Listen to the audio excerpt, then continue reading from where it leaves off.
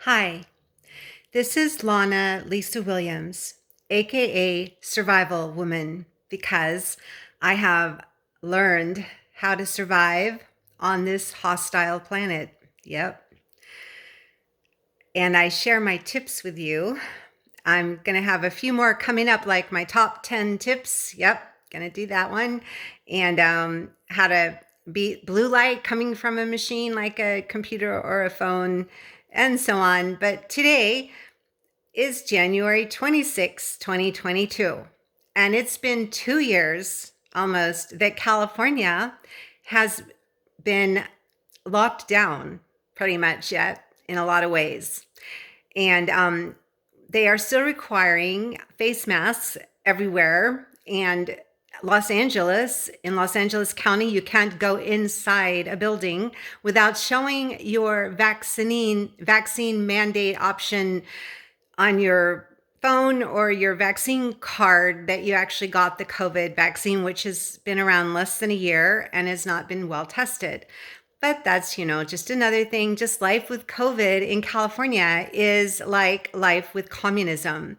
And I know this because I taught English overseas for 5 years in communist and post-communist and dictatorship countries. I taught for 2.5 years in Turkey, which is under a dictatorship, and free speech has gone out the window. I taught 6 months in Russia, which is post-communism. And let me tell you, communism does not work out well for the people. It works out pretty well for those on the top who have all the money and the power. Yep. And we're seeing that in America. People on the top are getting richer during this whole COVID going on 2 years thing. And the people, are getting poorer as gasoline prices are over $4 a gallon in California. And I just spent $211 to re-register my car, which had gone down from $250 the previous year. And my car insurance is like $100 a month. You can imagine with repairs and tires, it's harder for me to keep a car going than it is for me to pay for a place to live. So I'm currently broadcasting from my little place where I live, among the almond trees of Central California, not far from Bakersfield. And I would just like to coin a phrase, communist California. And with a little bit of humor, let's shorten that to Commie California. So this is Survival Woman broadcasting from Commie California. A little bit upset because I just spent a couple of hours on the phone over some silly financial issue. Yesterday, I went to a Wells Fargo branch in Bakersfield. And of course, to be nice, I wore my mask, although I can hardly breathe with one on because I have terrible allergies and asthma. And I always have my little, inhaler nearby or two. But I wore it to be polite and tried to just put some money from one account to another. It turned out that the bank manager actually lied to my face over a $3 charge and said, Wells Fargo didn't charge you that. And later, of course, I looked at my receipt and it said Wells Fargo Bank charged $3. Yep. So I just called them and they reinstated that $3 charge. But I'm a little upset that the bank manager would lie to me over a little thing. Of course, considering it's Wells Fargo, I shouldn't be so surprised. If you know the history of Wells Fargo, you get what I'm saying. But in Commie, California, wearing a mask even outside is ridiculous. And having people forced to take a vaccine that they're allergic to because they had a really bad reaction to a previous flu vaccine and were very, very sick, that's wrong. It's just against our human rights. So back to communist countries. Yeah, I lived 2 years in China and I saw a lot of China from the north to the south to the middle, climbed the Great Wall, was up there by the North Korean and Russian borders. Loved Shanghai, did a lot of shopping, saw the Forbidden Palace in Beijing, all kinds of really cool stuff. It's a great thousands of years history, a lot of great inventions, but communism is not good for the people. It's just not. And I saw that firsthand. So I wanted to just show you something I got in China. I got 3 of these. These are little tourist things you can get. And it has the picture of Chairman Mao of China on there, as if they're idolizing him to worship him. Yeah, on the other side, it shows where you've been. This one is for, I don't know, it doesn't say, someplace I went where they decided to put fake jade on there. And then I have another one. Yep. And again, we have Chairman Mao on one side, and on the other, it tells where you've been. Oh, this is for the Great Wall of China, which I climbed and walked around. You could drive a car on top of there. Most places, really cool. Yep. One more. This one has a little ribbon. But again, we have the face of Chairman Mao. It's twirling.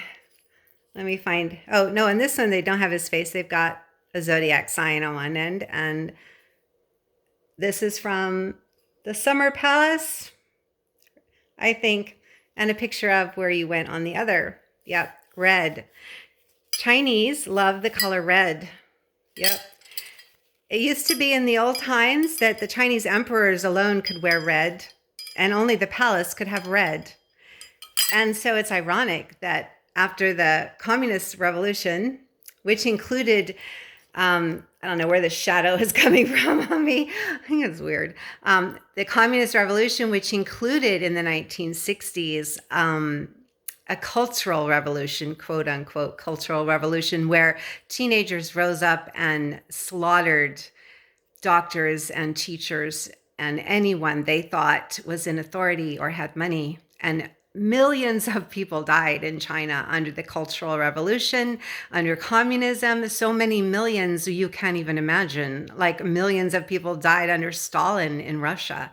If we knew how many millions and millions of people have died under communism, we might actually begin to understand.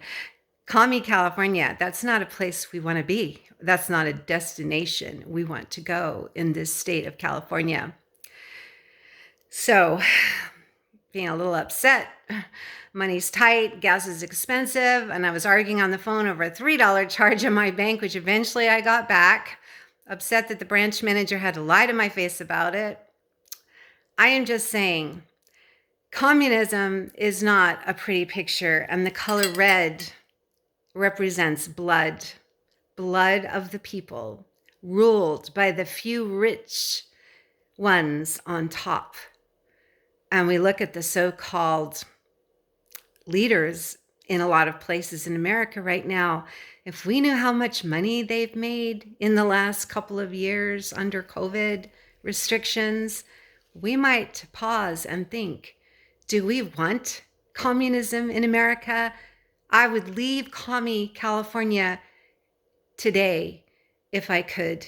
If my husband wasn't stuck in Corcoran State Prison not far from where I live, I would leave. COVID is in my husband's prison, which under normal circumstances wouldn't be a big deal. It has a less than 1% death rate, whereas the Spanish flu 100 years ago had a 40% death rate. Those people would be laughing at us for worrying about a less than 1% death rate flu, which is like the yearly flu. COVID can be so mild, you don't even know you've got it. You've got to be tested. And in my husband's prison, the prisoners are forced to be tested all the time. And they're moved around, and if someone gets sick, he's isolated, and the whole prison's under lockdown. My husband Jose has not called me in the last 5 days. They've been under lockdown. There's no visitation in the foreseeable future. So I'm a little upset. I'm a little upset at Commie California for locking down a prison and not allowing visitors over something that you have to be tested to see if you have. George Orwell was an amazing man in the 1800s in England. He was visionary. He wrote stories of the future like Time Machine and War of the Worlds. He saw technology that would come in the 1800s, before it ever arrived. George Orwell said, as he envisioned a very bad dictatorship future for the planet because of technology and surveillance and communism, and the few people on the top getting all the money and the power while we the people suffer, George Orwell said, and I quote, "They do not need the war to end. They need the war to be continuous." End quote. That's how they keep their power over us. So we, the people, must object. I swore to defend the Constitution of the United States of America against enemies both without and within. And I wonder how many times our so-called leaders have violated our constitutional rights and the great country of America, and they have gotten rich, and they have gotten horribly corrupt and doing things we wouldn't want to know about, especially wouldn't want our children to know about. So this is Lana Lisa Williams saying America and real freedom and real democracy by the people, for the people, is worth saving. And communism and all its red and gold glory is something we must resist or die. Thanks for watching. Have a good day. Bye.